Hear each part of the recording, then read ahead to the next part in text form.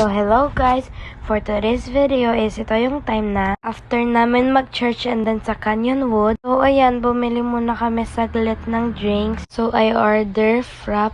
Pero yung frap nila is ang tawag is scramble. And then for mama is iced chocolate. And then for papa is lemonade. Ito pala ito sa Kape Sinauna.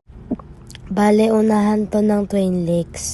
In front siya of lang papuntang Strawberry Farm. After namin bumili ng drinks, is bumili kami ng bread, toasted siopaw, and then buchi, ubi pandesal, and then yung donut na may asukal, and banana bread. Bale, dito lang to sa tapat ng Twin Lakes.